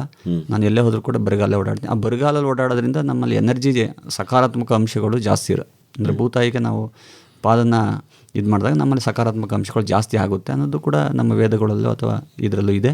ಹಾಗೆ ಅದನ್ನು ಸ್ಲಿಪ್ಪರ್ ಮೆಟ್ಟಲ್ಲ. ಈಗ ಇತ್ತೀಚೆಗೆ ಹುತ್ತದ ಮಣ್ಣಲ್ಲೇ ಶೇವಿಂಗ್ ಮಾಡ್ಕೋತಿದ್ದೋ ಅಥವಾ ಇದರದ್ದೇ ಯಾಕೆ ನಾನೊಂದು ಸೋಪ್ ಮಾಡಬಾರ್ದು ಅನ್ನೋ ಒಂದು ಕಾನ್ಸೆಪ್ಟ್. 2017ರಲ್ಲಿ ನಾವು ಕನ್ನೇರಿ ಮಠಕ್ಕೆ ಒಂದು ಟ್ರೈನಿಂಗ್ ಹೋಗಿದ್ದೋ 3 ದಿವಸ. ಬೆಂಗಳೂರಿದ್ದಾಗೆ ನಾವು 3 ದಿವಸ ಒಂದು 67 ಜನ ಟ್ರೈನಿಂಗ್ ಹೋದಾಗ ಅಲ್ಲಿ ನಮಗೆ ಎಲ್ಲ ರೀತಿ ಟ್ರೈನಿಂಗ್ ಕೊಟ್ಟಿದ್ರು. ಸೋಪು, ಶಾಂಪು ಮತ್ತು ಕ್ಲೀನರ್ ಎಲ್ಲ ಯಾವ ರೀತಿ ಮಾಡೋದು. ಯಾವ ರೀತಿ ಮಾಡ್ತೀರಿ ಹುತ್ತದ ಮಣ್ಣಲ್ಲಿ ಸೋಪ್? ಅಂದರೆ ನಾನು 5 ಥರ ಸೋಪ್ ಮಾಡ್ತೀನಿ. ಒಂದು ಧಾನ್ಯಗಳ ಹಿಟ್ಟಲ್ಲಿ ಒಂದು ಸೋಪ್ ಮಾಡ್ತೀನಿ, 5 ಥರ ಮೊಳಕೆ ಕಟ್ಟಿದ ಧಾನ್ಯ ಹಿಟ್ಟಲ್ಲಿ ಒಂದು ಸೋಪ್ ಮಾಡ್ತೀನಿ. ಮತ್ತು ಹುತ್ತದ ಮಣ್ಣು, ಗೋಮಯ, ಮುಲ್ತಾನ್ ಮಿಟ್ಟಿ ಅದು ಒಂದು ಮಾಡ್ತೀನಿ. ಇನ್ನು ಎಲ್ಲ ಥರದ್ದು ಔಷಧಿ ಸಸ್ಯಗಳು ಬಳಸಿ ಒಂದು ಮಾಡ್ತೀನಿ. ಮತ್ತು ಅರಿಶಿಣದ ಪುಡಿಲಿ ಒಂದು ಮಾಡ್ತೀನಿ. ಇತ್ತೀಚೆಗೆ ಕಸ್ತೂರಿ ಅರಿಶಿಣ ಅದು ನಾನೇ ಬೆಳ್ಕೊತಾ ಇದ್ದೀನಿ. ಆ ಕಸ್ತೂರಿ ಅರಿಶಿಣದಲ್ಲಿ ಒಂದು ಸೋಪ್ ಮಾಡೋಣ ಅಂತ ಅದನ್ನು ಈಗ ಇನ್ನೂ ಬಿತ್ತನೆ ಮಾಡಿ, ಈಗ ಇನ್ನೂ ಅದು ಕಿತ್ತಿಲ್ಲ ಕಸ್ತೂರಿ ಅರಿಶಿಣ, ನಾನು ಹೊರಗಡೆ ತರಿಸಿದ್ದೆ. ಅದನ್ನು ಒಟ್ಟು 5 ಥರ ಸೋಪ್ ಮಾಡ್ತೀನಿ. ಯಾವ ಥರ ಸೋಪ್ ಮಾಡ್ತಾರೆ ಅಂತ ಏನಾದ್ರು ತಿಳ್ಕೊಂಡಿದ್ಯಮ್ಮ ಅನಗ? ನಿನಗೆ ಗೊತ್ತಿರೋದು ಹೇಳು, ಏನಾದ್ರು ತಪ್ಪಿದ್ರೆ ಅವ್ರು ತಿಂತಾರೆ. ಮೊದಲು ಮನೆಯಲ್ಲೇ ಬಿಡಿಸಿರೋ ಕೊಬ್ಬರಿ ಎಣ್ಣೆ ತಗೊಳ್ತಾರೆ. ಇನ್ನು ಅಂದರೆ ಔಷಧಿಗ ಎಲೆಗಳನ್ನ ಮಾಡೋದಾದರೆ ಅದನ್ನು ಎಣ್ಣೆಗೆ ಹಾಕಿ ಸ್ವಲ್ಪ ಬೇಯಿಸ್ತಾರೆ. ನೆಕ್ಸ್ಟ್ ಆ ಎಲೆಗಳನ್ನ ತಗೊಂಡು ರುಬ್ಕೋತಾರೆ. ಅದನ್ನು ತಗೊಂಡು ನೆಕ್ಸ್ಟ್ ಇನ್ನು ಸೋಪಲ್ಲಿ ನೊರೆ ಬರೋದಕ್ಕೆ ಅದು ಹಾಕ್ತಾರೆ. ಏನಾಗ್ತೀರಿ ಹೇಳ್ಬಿಡಿ ಸರ್. ಅದೇ ಈ ನೊರೆ ಬರೋಕ್ಕೆ ಕೊಬ್ಬರಿ ಎಣ್ಣೆಯಲ್ಲಿ ನೊರೆ ಬಂದೇ ಬರುತ್ತೆ. ಯಾವುದೇ ನಾವು ಸೋಪ್ ಮಾಡೋದು 2 ವಿಧ ಮಾಡ್ಬೋದು. ಒಂದು ಸೋಪ್ ಬೇಸಲ್ಲಿ ಮಾಡ್ಬೋದು, ಇನ್ನೊಂದು ಕಾಸ್ಟಿಕ್ ಸೋಡಾ ಮಾಡ್ಬೋದು. ಲೈ ಅಂತಾರೆ. ಈಗ ನಾನು ಲೈ ಬಳಸ್ತೀನಿ. ಲೈ ಬಳಸಿ ಲೈ ಮತ್ತು ಕೊಬ್ಬರಿ ಎಣ್ಣೆ ಆದಾಗ ನಿಮ್ಗೆ ಯಥೇಚ್ಛವಾಗಿ ನೊರೆನೂ ಬರುತ್ತೆ. ದೇಹನೂ ಕೂಡ ಅಂದರೆ ದೇಹಕ್ಕೆ ಹಿತವಾದ ರೀತಿ ಅದು ಸಮೃದ್ಧವಾಗಿರುತ್ತೆ. ಮುಂದೆ ಹೇಳಮ್ಮ. ಆಮೇಲೆ ಅದಕ್ಕೆ ಇನ್ನು ಏನಾದ್ರು ಹಿಟ್ಟುಗಳನ್ನು ಹಾಕೋದಿದ್ರೆ ಹಾಕ್ತಾರೆ. ನೆಕ್ಸ್ಟ್ ಅದನ್ನು ಚೆನ್ನಾಗಿ ತಿರುಗಿಸಿ ಮೋಲ್ಡ್ಗೆ ಹಾಕ್ತಾರೆ. ಒಂದು ನೆರಳಲ್ಲಿ ಒಣಗಿಸ್ಬಿಟ್ಟು ಒಂದು ದಿನ ಅಥವಾ 2 ದಿನ ಆದಮೇಲೆ ತೆಗ್ದು ಒಂದು 30 ದಿನ ಗಂಟ ಒಣಗಿಸ್ಬಿಟ್ಟು ಯೂಸ್ ಮಾಡೋದು. ನೀನು ಅದೇ ಸೋಪ್ ಬಳಸೋದು? ಈಗ ಒಂದು 4-5 ಥರ ಹೇಳಿದ್ರು. ನೀನು ಯಾವ ಥರ ಸೋಪ್ ಬಳಸ್ತೀಯ? ನಂದು ಗಿಡಗಳದ್ದು ಎಲೆಯಿಂದ ಮಾಡಿರ್ತಾರಲ್ಲ ಆ ಸೋಪ್ ನಾನು ಬಳಸೋದು. ಹೌದಾ? ಯಾತಕ್ಕೆ ಅದನ್ನೇ ಬಳಸ್ತೀಯ? ಮನೇಲಿ ಅಂದರೆ ಅದನ್ನೇ ಜಾಸ್ತಿ ಮಾಡೋದು ಮನೆಗೆ ಅಂತ ಅದನ್ನು ಜಾಸ್ತಿ ಮಾಡ್ತಾರೆ. ಇನ್ನು ಯಾರು ಯಾವ ರೀತಿ ಸೋಪ್ ಕೇಳ್ತಾರೆ ಅದನ್ನು ಅಷ್ಟೇ ಅವ್ರಿಗೆ ಎಷ್ಟು ಬೇಕೋ ಅಷ್ಟೇ ಮಾಡ್ತಾರೆ. ಮನೆಗೆ ಮಾಡೋದಾದರೆ ಜಾಸ್ತಿ ಎಲೆಗಳನ್ನ ಮಾಡ್ತಾರೆ. ಎಲೆಗಳ ಸೋಪು ನಿನಗೆ ಭಾಳ ಇಷ್ಟನಾ? ಗಮ್ಮಂತ ಇರುತ್ತಾ? ಮೈ ಉಜ್ಕೊಂಡ್ರೆ ಒಂಥರ ಖುಷಿ ಆಗುತ್ತಾ? ಹೇಳಿ ಸರ್, ಹೇಗೆ ಮಾಡ್ತೀರಿ ಸೋಪ್ನ? ಅಂದರೆ ಈಗ ನೋಡಿ, ನಂದು ಒಂದು ಸೋಪಲ್ಲಿ ಸಾಧಾರಣವಾಗಿ 60ರಿಂದ 71 ಪದಾರ್ಥ ಇರುತ್ತೆ ಒಂದು ಸೋಪಲ್ಲಿ. ನಂತರ ಜೊತೆಗೆ ನನ್ನ ಪದಾರ್ಥದಲ್ಲಿ ಈ ಹೊರಗಡೆ ಸಿಕ್ಕೋಂಗೆ ತುಂಬ ನೈಸ್ ಇರಲ್ಲ. ನಂದು ರವೆ ಪದಾರ್ಥ ರೀತಿ ಹಾಕಿದೆ. ಅಂದರೆ ಧಾನ್ಯಗಳ ಪುಡಿ, ಸೀಗೆಕಾಯಿ, ಅಂಟುವಳಕಾಯಿ, ಮುಲ್ತಾನ್ ಮುಟ್ಟಿ ಆಗ್ಬೋದು, ಆಮೇಲೆ ಎಲ್ಲ ಸಪ್ಸೆಪರೇಟ್ ಇದೆ. ಬಟ್ ಎಲ್ಲ ಸೋಪ್ಗೂ ಕೂಡ ಸಣ್ಣ ಪ್ರಮಾಣದಲ್ಲಿ ಎಲ್ಲ ಪದಾರ್ಥನೂ ಇರುತ್ತೆ. ಒಂದೊಂದು ಸೋಪಲ್ಲಿ ಒಂದೊಂದು ಪದಾರ್ಥ ಜಾಸ್ತಿ ಇರೋದ್ರಿಂದ ಆ ಹೆಸರು ಇಟ್ಟಿರ್ತೀವಿ ಅಷ್ಟೇ. ಏನೇನು ಹೆಸರು ಕಟ್ಟಿದ್ರಪ್ಪ? ಈಗ ಮೊಳಕೆ ಕಾಳಂದು ಸೋಪ್ ಒಂದು, ಅಂದರೆ ಅದರಲ್ಲಿ ಎಲ್ಲ ಪದಾರ್ಥ ಹಾಕಿರೋ ಜೊತೆಗೆ ಮೊಳಕೆ ಕಟ್ಟಿದ ಧಾನ್ಯಗಳು ಅಂದರೆ ಗೋಧಿ ಆಗಿರ್ಬೋದು, ರಾಗಿ ನಮ್ಮ ಪೂರ್ವಿಕರೆಲ್ಲ ರಾಗಿ ಹಸಿಟ್ಟನ್ನು ತಲೆಗೆ ಹಾಕ್ಕೊಂಡು ಸ್ನಾನ ಮಾಡಿದ್ರು. ಅಂದರೆ ತಲೆ ಹೊಟ್ಟು ಹೋಗೋದು. ಅದನ್ನ ಯಾಕೆ ನಾನು ಬಳಸ್ಕೋಬಾರ್ದು, ನಮ್ಮ ಸ್ಥಳೀಯವಾದ ಜ್ಞಾನ ಅಂದ್ಬಿಟ್ಟು ಅದನ್ನು ಬಳಸ್ಕೊಂಡಿದ್ದೀನಿ. ಹೆಸರು ಕಾಳು, ಉದ್ದಿನ ಕಾಳು, ಮೆಂತ್ಯ ಇವನ್ನೆಲ್ಲನೂ ಮೊಳಕೆ ಕಟ್ಟಿ ಅದನ್ನು ನೆರಳಲ್ಲಿ ಒಣಗಿಸಿ ಅದನ್ನು ಪುಡಿ ಮಾಡ್ಕೋತೀನಿ. ಆ ಸೋಪ್ಗೆ ಏನು ಹೆಸರು ಇಟ್ಟಿದ್ರಿ? ಅದಕ್ಕೆ ನಮ್ಮ ಸೋಪ್ ಬಂದು KGS ವನಮಾಲಿ ಅನ್ನೋದು ಒಂದು ನಂದು ಬ್ರ್ಯಾಂಡ್ ಮಾಡ್ಕೊಂಡಿದ್ದೀನಿ. ಏನು ಹೇಳಿ ಇನ್ನೊಂದ್ಸರಿ? KGS ಅಂದರೆ KGS ಅಂದರೆ ಕುಳ್ಳೇಗೌಡರು ಅಂತ. ನಮ್ಮೂರಿನ ಕುಳ್ಳೇಗೌಡರು ಅವರ ಸಂತರು, ಕೃಷಿಲಿ ರಾಸಾಯನಿಕ ಮುಕ್ತ ಕೃಷಿಲಿ ಸಂತರು ಅವ್ರ ಹೆಸರು. ಇನ್ನು ವನಮಾಲಿ ಅನ್ನೋದು ವಿಷ್ಣು ಸಹಸ್ರನಾಮದಲ್ಲೂ ಬರುತ್ತೆ, ಗಾಯತ್ರಿ ಮಂತ್ರಲ್ಲೂ. ಆ ಹೆಸರು ಇಟ್ಕೊಂಡು ನಾನು ಹೆಸರು ಚೆನ್ನಾಗಿದೆಯಮ್ಮ, ಹೇಳಿ ಸರ್. ಅದೀಗ ಖಾದಿ ಉದ್ಯಮದಿಂದ ಖಾದಿ ಕೇಂದ್ರ ಸರ್ಕಾರದ ಖಾದಿ ಇದ್ರೆ ಈಗ ಟ್ರೈನಿಂಗ್ ತಗೊಂಡು ಲೈಸೆನ್ಸ್ನು ಕೂಡ ಮಾಡಿಸ್ತಾ ಇದ್ದೀನಿ. ಒಳ್ಳೇದು. ಮತ್ತೆ ಇನ್ನೇನು ಮಾಡ್ತೀರಿ? ಇನ್ನು ಅರಿಶಿನ ಪುಡಿ ಇದೆ, ಶುಂಠಿ ಪುಡಿ ಇದೆ, ಅಕ್ಕಿನೂ ಕೂಡ ನಂದು ರಾಜಮುಡಿ ಅಕ್ಕಿ ಬೆಳಿತೀನಿ. ಆದರೆ ಅದನ್ನು ನಾವು ವರ್ಷದಲ್ಲಿ ನನಗೆ ಇಟ್ಕೊಂಡು 4ರಿಂದ 5 ಕ್ವಿಂಟಾಲು ಅಂದರೆ 500 kg ಅಷ್ಟು ಮಾತ್ರ ಮಾರಾಟ ಮಾಡೋಕ್ಕಾಗುತ್ತೆ. ಜಮೀನಿಗೆ ಹೋಗಿದೆಯಾ ಪುಟ್ಟ ಅನಗ? ನಿಮ್ಮ ಜಮೀನಿಗೆ? ಓಕೆ. ಏನೇನಿದೆ ನಿಮ್ಮ ಜಮೀನಲ್ಲಿ? ಒಂದ್ಸರಿ ಪಟ್ಟಿ ಮಾಡ್ಬಿಡು ನೋಡೋಣ, ನಿನಗೆ ಗೊತ್ತಿರೋ ಅಷ್ಟು. ನಾನು ಈಗ ಮೊನ್ನೆ ಹೋಗಿದ್ದು. ಭತ್ತ ಕುಯ್ದಿದ್ದಾರೆ, ಶುಂಠಿ ಹಾಕ್ತಾರೆ, ಆಮೇಲೆ ಅವರೆಕಾಳು ಬೆಳೀತಾರೆ. ಇನ್ನು ಮರಗಿಡಗಳು ಏನೇನಿದೆ? ತೆಂಗಿದೆ ಅಂದ್ರು, ತೆಂಗಿನ ಮರ, ಅಡಿಕೆ ಹುಣಸೆ ಮರ ಮರ ನೋಡಿದ್ಯಾ ನಿಮ್ ಜಮೀನಲ್ಲಿರೋದು? ಮಾವಿನ ಹಣ್ಣಿನ ಮರ, ಆಮೇಲೆ ಅಡಿಕೆ ಮರ, ಇಷ್ಟಿದೆ. ಓಕೆ. ಹುಣಸೆ ಹಣ್ಣು ತಿಂದಿದ್ಯಾ? ತಿಂದಿದ್ದೀನಿ. ಚೆನ್ನಾಗಿರುತ್ತಾ? ಚೆನ್ನಾಗಿರುತ್ತೆ. ಓಕೆ ಸರ್, ನಿಮ್ಮ ಜಮೀನಲ್ಲಿ ಏನೇನು ಬೆಳೆ ಇದೆ ಹೇಳಿ. ಸರ್, ನಮ್ಮ ಜಮೀನು ಒಂದು ಪಂಚತರಂಗಿಣಿ ವ್ಯವಸ್ಥೆ ಅಂತ ಅರ್ಧ ಎಕರೆಗೆ ಮಾಡ್ಕೊಂಡಿದ್ವಿ. ಸುಭಾಷ್ ಪಾಳೇಕರ್ ಪದ್ಧತಿ ಅಂದರೆ 5 ಹಂತದ ಬೆಳೆಗಳು ಅಂತ. ಈಗ ಒಂದು ಜಾಸ್ತಿ ಬಿಸಿಲು ಕೇಳೋ ಬೆಳೆ ತೆಂಗು ಬರುತ್ತೆ, ಅದು 12,000 ಕ್ಯಾಂಡಲ್ ಫೀಟ್ ಅಂದಾಜು, ಅಷ್ಟು ಶಾಖ ಬೇಕು ಅಥವಾ ಸೂರ್ಯನ ಕಿರಣ ಬೇಕು. ಇನ್ನು ಅದ್ರ ಕೆಳಗಡೆ ಅಡಿಕೆ ಇದೆ. ಅಡಿಕೆ ಅಂದರೆ ನಾವು ಅದು 40 ವರ್ಷದ್ದು ತೆಂಗಿನ ಮರ, ಅದ್ರ ಕೆಳಗಡೆ ಅಡಿಕೆ ಹಾಕಿದ್ದೀವಿ. ಅಡಿಕೆ ಬಂದು 12 ಅಡಿ ಒಂದು ಅಡಿಕೆ ಹಾಕೊಂಡಿದ್ದೀವಿ. ಇನ್ನು ಅದ್ರ ಕೆಳಗಡೆ ಹಣ್ಣಿನ ಗಿಡ ಕೋಕೋ ಇದೆ, ಏಲಕ್ಕಿ ಇದೆ, ಹಣ್ಣಿನ ಗಿಡ, ತುಂಬ ಹಣ್ಣಿನ ಗಿಡಗಳು ನೆಟ್ಕೊಂಡಿದ್ವಿ. ಅಂದರೆ ನೆಳ್ಳಲ್ಲಿ ಬೆಳೆಯೋ ಹಣ್ಣಿನ ಗಿಡಗಳು, ಅವು ಬಿಸಿಲು ಜಾಸ್ತಿ ಕೇಳಲ್ಲ, ಆ ರೀತಿ ಹಣ್ಣಿನ ಗಿಡ ನೆಟ್ಕೊಂಡಿದ್ದೀವಿ. ಮರಗೆಣಸಿದೆ, ಸೀಗೆಣಸಿದೆ, ಮಾಮೂಲಿ ಅಲೆವೇರ ಅಲ್ಲಲ್ಲೇ ಹಾಕಿರ್ತೀವಿ. ಬೇಲಿ ಸುತ್ತ ಹೂವಿನ ಗಿಡ, ನಾನಾ ಥರದ ಹೂವಿನ ಗಿಡಗಳಿದೆ. ಇನ್ನು ಅದರೊಳಗೆ ಎಲ್ಲೆಲ್ಲಿ ಬಿಸಿಲು ಬೀಳುತ್ತೆ ಕಬ್ಬು ಹಾಕೊಂಡಿದ್ದೀವಿ ಮನೆ ಮಟ್ಟಿಗೆ. ಅಂದರೆ ಎಲ್ಲ ಇರಬೇಕು. ಜೊತೆಗೆ ಬಾಳೆ ಇದೆ. ಬಾಳೆ ಅಂದರೆ ಬಾಳೆ ನಾವು ಹೆಂಗೆ ಅಂದರೆ ಬಾಳೆ ಒಂದು ಗೊನೆ ಬಂತಿದೆ ಅಂದರೆ ಹಣ್ಣು ಪಕ್ಷಿಗಳು ತಿಂದು ಒಂದು ಅಂದರೆ ಪಕ್ಷಿಗಳು ಒಂದು ಚಿಪ್ಪು ಅಥವಾ 1-2 ತಿಂದ ಮೇಲೆ ನಾವು ಕಟ್ಕೊಬತ್ತೀವಿ, ಅಲ್ಲಿ ಗಂಟ ನಾವು ಕಡಿಯಲ್ಲ, ಆ ರೀತಿ. ಇನ್ನು ಕಾಳುಮೆಣಸಿದೆ. ಕಾಳುಮೆಣಸಲ್ಲಿ ಇತ್ತೀಚೆಗೆ ಹಬ್ಸಿದ್ದೀವಿ. 2018ರಿಂದ ಇತ್ತೀಚೆಗೆ ಹಬ್ಸಿದ್ದೀವಿ. ಆಮೇಲೆ ತುಂಬ ನನಗೆ ಪರಿಸರ ಪ್ರಿಯ ನಾನು, ಅದರಿಂದ ಭಾಳ ಮರಗಳು ಏಳ್ಸಿದ್ದೀವಿ. ಕಾಡು ಜಾತಿ ಮರಗಳು, ಹೊನ್ನೆ, ಹತ್ತಿ, ಕರಡಿ ಮರ ಅಂತ ಬರುತ್ತೆ, ಅದು ತುಂಬ ಗಟ್ಟಿ. ಅದನ್ನು ಆನೆಪಾದದ ಮರ, ಕರಡಿ ಮರ, ಹೆಬ್ಬೇವು ಸಾಧಾರಣ ಅದು ಇದು ಬೆಳುತ್ತೆ, ತೇಗನೂ ಸಾಧಾರಣವಾಗಿ ಅಲ್ಲಲ್ಲೇ ಹಾಕಿರ್ತೀವಿ. ಇನ್ನು ಬಿಲ್ವಾರ, ಈ ರೀತಿ ಕಾಡು ಜಾತಿ ಮರಗಳು ತುಂಬ ಮರಗಳನ್ನ ನಾವು ನಮ್ಮ ಸರಹದ್ನಲ್ಲಿ ಏನಿದೆ ಇಷ್ಟು ಚಿಕ್ಕ ಹಿಡುವಲ್ಲಿ ನಾನು ಕೈಲಾಷ್ಟು ನಾನು ಬೆಳೆಸ್ಕೊಂಡಿದ್ದೀನಿ. ವೆಂಕಟೇಶ್ ಅವರೇ, ನಿಮ್ಮ ಮಕ್ಕಳನ್ನ ಕರ್ಕೊಂಡೋಗಿ ಅದನ್ನೆಲ್ಲ ಪರಿಚಯ ಮಾಡಿಸಿಲ್ವೇ ನೀವು? ಇಲ್ಲ, ಇವಳ್ದೇನಾಯಿತು ಅಂದರೆ SLC ಗಂಟ ಹೊರಗಡೆ ಅಲ್ಲಿ ಇಲ್ಲಿ ರಾಮನಾಥ್ಪುರದಲ್ಲಿ ಓದಲು ಮಧ್ಯೆ ಕರ್ಕೊಂಡು ಹೋಗಿವ್ನಿ. ಜೊತೆಗೆ ಈಗ ನಮ್ಮ ಹೆಂಡತಿ ಏನು ಹೇಳ್ತಾಳೆ ಅಂದರೆ, ನೀನು ಅಂದರೆ ಸ್ಟಾರ್ಟಿಂಗ್ ಸ್ವಲ್ಪ ಅವಳಿಗೂ ಕೂಡ ಸ್ವಲ್ಪ ಮುಜುಗರ ಆಯಿತು, ಮಕ್ಕಳನ್ನೆಲ್ಲ ಇವನು ಹೊಲ್ತಕ್ಕೆ ಕರ್ಕೊಂಡು ಹೋಗ್ತಾನೆ ಹಂಗೆ ಹಿಂಗೆ. ಅಂದರೆ ಯಾವುದೇ ವ್ಯಕ್ತಿ ಆದರೂ ಕೂಡ ಪರಿಸರಕ್ಕೆ ಹತ್ತಿರವಾಗಿ ಬದುಕಿದಾಗ ಅವನು ಮಾನಸಿಕವಾಗಿ ತುಂಬ ಸಂತೋಷದಾಯಕವಾಗಿರ್ತಾನೆ. ಎರಡನೇ ಮಗಳು ಚೆನ್ನಾಗಿ ಹೇಳ್ತಾಳೆ. ಅವಳು ಎರಡನೇ ಭಾಳ ಫಾಸ್ಟ್ ಅವಳು. ನೀನು ತಿಳ್ಕೊಬೇಕು ಪುಟ್ಟ, ಜಮೀನಲ್ಲಿ ಏನೇನು ಮರ ಇದೆ, ಗಿಡ ಇದೆ, ಪಟ ಪಟ ಪಟ ಪಟ ಅಂತ ಹೇಳಬೇಕು ಅಲ್ವಾ? ಆಯಿತು ಸರ್, ಅರ್ಧ ಎಕರೆ ಈ ಥರ ಮಾಡಿ ಪಂಚತರಣಿ ವ್ಯವಸ್ಥೆಯಲ್ಲಿ ಅರ್ಧ ಎಕರೆ. ಇನ್ನೊಂದು ಅರ್ಧ ಎಕರೆಯಲ್ಲಿ ಬರೀ ಅದು ಸ್ವಲ್ಪ ಶೀತ ಇದಾದ್ರೆ ಅಲ್ಲಿ ತೆಂಗು ಬರಲ್ಲ, ಅಲ್ಲಿ ಅಡಿಕೆ ಹಾಕೊಂಡಿದ್ವಿ ಮಧ್ಯೆ. ಅಡಿಕೆ ಹಾಕೊಂಡಿದ್ವಿ. ಅಡಿಕೆ ಬಂದು ನಮ್ಮ ತಂದೆ ಸ್ವಲ್ಪ ನೆಟ್ಟಿದ್ರು, ಈಗ ನಾನು ಸ್ವಲ್ಪ ಹೆಚ್ಚುವರಿ ಮಾಡೀನಿ. ಅದಕ್ಕೂ ಕೂಡ ಪಂಚತರಂಗಿಣಿ ವ್ಯವಸ್ಥೆನೇ ಮಾಡಿದ್ದೀನಿ ನಾನು. ಅಡಿಕೆ, ಬಾಳೆ, ಕಾಳುಮೆಣಸು, ಮಧ್ಯೆ ಜಾಯಿಕಾಯಿ ಗಿಡ ಹಾಕಿದ್ದೀವಿ, ಕೋಕೋ ಗಿಡ ಹಾಕಿದ್ದೀವಿ, ಬಾಳೆ ಇದೆ, ಏಲಕ್ಕಿ ಇದೆ, ಕಾಫಿ ಇದೆ, ಈ ರೀತಿ. ಆಮೇಲೆ ಕೆಲವೊಂದು ನೆಳ್ಳಲ್ಲೇ ಬೆಳೆಯೋ ಹಣ್ಣಿನ ಗಿಡಗಳನ್ನೂ ಕೂಡ ಮಧ್ಯೆ ಹಾಕಿದ್ವಿ. ಯಾವುದು ಸ್ಪಷ್ಟವಾಗಿ ನನಗೆ ಅಷ್ಟು ಐಡಿಯಾ ಇಲ್ಲ. ನಮ್ಮ ಕುಳ್ಳೆಗೌಡ್ರು ಏನೇನು ಥರ ಹಣ್ಣು, ಅದೇನೋ ಮ್ಯಾಂಗೋಸ್ಟೀನ್ ಅಂತ, ಅದೇನೋ ಇಂಗ್ಲೀಷ್ ಅಂದರೆ ಆ ಪದಗಳು, ಡ್ರ್ಯಾಗನ್ ಫ್ರೂಟು, ಮ್ಯಾಂಗೋಸ್ಟೀನು, ತುಂಬ ಹೆಚ್ಚು ಕಮ್ಮಿ ಅವ್ರ ಜೊತೆ ಅವ್ರು ಹೇಳ್ತಾರೆ ಹಿಂಗೆ ಹೋಗ್ಬಿಟ್ಟು ಬರೋಣ ಅಂತ. ಅವ್ರ ಜೊತೆ ಹೋದಾಗೆಲ್ಲ ಏನೇನು ಮಸಾಲೆ ಗಿಡಗಳು ಆಗಲಿ ಈ ರೀತಿ ಸಾಂಬಾರು. ಅರ್ಧ ಎಕರೆ ಆಯ್ತು. ಅದು ಅರ್ಧ ಎಕರೆ. ಇನ್ನೂ 2 ಎಕರೆ ಜಮೀನು. 1 ಎಕರೆಯಲ್ಲಿ ಅರ್ಧ ಎಕರೆ ಅಥವಾ 3/4 ಎಕರೆ ಭತ್ತ ಬೆಳೆಗೆ ಇಟ್ಕೊಂಡಿದ್ದೀನಿ. ಇನ್ನು ಅರ್ಧ ಎಕರೆ ಈಗ ನಾವು ತೆಂಗು ನೆಟ್ಟಿದ್ದೀವಿ. ಅಂದರೆ ಅದಕ್ಕೆ ರಾಗಿನೇ ಬೆಳ್ಕೋಬೇಕು, ಮಧ್ಯ ತೆಂಗು ಬರಬೇಕು. ಅಂದರೆ 45 ಅಡಿ ಅಥವಾ 50 ಅಡಿ ಭಾಳ ತೆಂಗು ನೆಟ್ಕೊಂಡಿದ್ದೀನಿ, ಮಧ್ಯ ರಾಗಿದೆ. ಇನ್ನು 3/4 ಎಕರೆ ಅದು ನೀರಾವರಿ ವ್ಯವಸ್ಥೆ ಇದೆ. ಅಂದರೆ ಸ್ವಲ್ಪ ನಮ್ಮ ಭೂಮಿಯಿಂದ ನಾವಿರೋ ಸ್ವಲ್ಪ ದೂರ ಇರೋದ್ರಿಂದ ಅದನ್ನ ಸಪ್ರೇಟ್, ಅಲ್ಲಿ ಹುಣಸೆ ಮರ ಮತ್ತು ಬಾರ್ಡ್ರಿಗೆಲ್ಲ ಕಾಡು ಜಾತಿ ಮರ, ಮತ್ತಿ ಮರ, ಮತ್ತು ಈ ಹೊಳೆ ಮತ್ತಿ ಅಂತೀವಿ, ಹೊಳೆ ಮತ್ತಿ ಮರ, ಅಂದರೆ ಔಷಧಿ ಮರಗಳನ್ನೇ ನಾನು ಜಾಸ್ತಿ ಸ್ವಲ್ಪ ಏಳ್ಸ್ಕೊಂಡಿದ್ದೀನಿ. ಓಕೆ. ಈಗ ಸೋಪ್ ಮಾಡೋಕ್ಕೆ ಕರಿ ಮತ್ತಿ ಮರದ್ದು ಎಲೆ ಹಾಕೋತೀವಿ, ನೊರೆ ಜಾಸ್ತಿ ಬರ್ತದೆ, ಸ್ವಾಭಾವಿಕವಾಗಿ ನೊರೆ ಬರುತ್ತದ. ದಾಸವಾಳದ್ದು ಎಲೆ ಮತ್ತು ಮತ್ತಿ ಎಲೆ ಹಾಕಿದ್ರೆ ಸ್ವಾಭಾವಿಕವಾಗಿ ನೊರೆ ಬರುತ್ತೆ. ಈ ರೀತಿ. ಭತ್ತ ಹೇಗೆ ಬೆಳೀತಾರೆ ಅಂತ ನೋಡಿದ್ಯಮ್ಮ? ನೋಡಿದ್ದೀನಿ. ಬರೀ ನೋಡಿದ್ಯೋ ಅಥವಾ ಏನಾದ್ರು ಕೆಲಸನೂ ಮಾಡಿದ್ಯೋ? ಇಲ್ಲ, ಕೆಲಸ ಏನು ಮಾಡೋಕ್ಕೆ ಹೋಗಿಲ್ಲ, ನೋಡಿದ್ದೀನಿ. ಹೇಗಿದೆ ಅನ್ಸುತ್ತೆ ಭತ್ತದ ಗದ್ದೆ? ಚೆನ್ನಾಗಿರುತ್ತಾ ಹೋಗಿ ನೋಡೋಕ್ಕೆ? ಚೆನ್ನಾಗಿರುತ್ತೆ. ನೀನು ನಿನ್ನ ತಂಗಿ ಇಬ್ಬರು ಹೋಗ್ತೀರಾ? ಒಂದ್ಸರಿ ಪೈರ್ ನೋಡಿ ಕಾಳು ಹೇಗ್ಬಿಟ್ಟಿದೆ, ಜಳ್ಳಾಗಿದೆಯಾ ಮತ್ತೆ ಚೆನ್ನಾಗಿದೆಯಾ ಎಲ್ಲದನ್ನು ನೋಡ್ತೀಯಾ? ನೋಡ್ತೀವಿ. ಓಕೆ. ಹೇಗಿದೆ ರುಚಿ ಅಂತ ಹೇಳಿದೆ ನೀನು? ಅಕ್ಕಿದು, ಕೆಂಪಕ್ಕಿದು ಅಂದರೆ ಬಿಳಿ ಅಕ್ಕಿಗಿಂತ ಹೋಲಿಸ್ಕೊಂಡ್ರೆ ಇದೆ ಅಷ್ಟು ಟೇಸ್ಟ್ ಬರಲ್ಲ, ಅದೇ ಸ್ವಲ್ಪ ಟೇಸ್ಟ್ ಅಂತ ಹೇಳ್ಬೋದು. ಆದರೆ ಇದು ಅದಕ್ಕಿಂತ ತುಂಬ ಹೆಲ್ತಿ ಅಷ್ಟೇ. ಹೆಲ್ತಿ ಅಂದರೆ ಹೇಗೆ? ಈಗ ಬಿಳಿ ಅಕ್ಕಿ ತಿಂದರೆ ಅದಕ್ಕಿಂತ ಇದು ಬೇಗ ಹೊಟ್ಟೆ ತುಂಬುತ್ತೆ.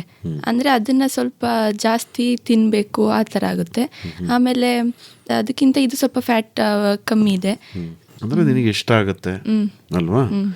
ಓಕೆ. ಆಮೇಲೆ ಬೇರೆ ನಿಮ್ಮ ಜಮೀನಲ್ಲೇ ಬೆಳೆದಿರುವಂತಹ ಹಣ್ಣು ಎಲ್ಲವನ್ನೂ ತಿಂತಿರ್ತೀಯ? ಮಾವಿನ ಹಣ್ಣು, ಕಬ್ಬು ಅಷ್ಟೇ ಬರೋದು. ಎಲ್ಲ ರುಚಿ ಇದೆ ಅಂತ ಅನ್ಸುತ್ತಾ? ರುಚಿ ಇದೆ. ನಿಮ್ಮ ಅಪ್ಪನೂ ಒಂಚೂರು ರಾಸಾಯನಿಕ ಗೊಬ್ಬರ ಹಾಕಿ ಇನ್ನೂ ಹೆಚ್ಚು ಬೆಳೀಲಿ ಅಂತೇನು ಅನ್ಸಲ್ವಾ ನಿಂಗೆ? ಬೆಳೀತಾರೆ, ಎಷ್ಟು ಬೇಕೋ ಅಷ್ಟು ಬರುತ್ತೆ. ಸರ್, ಈಗ ನಿಮಗೆ ಆದಾಯ ನೀಡ್ತಾ ಇರುವಂತಹ ಬೆಳೆ ಯಾವುದು?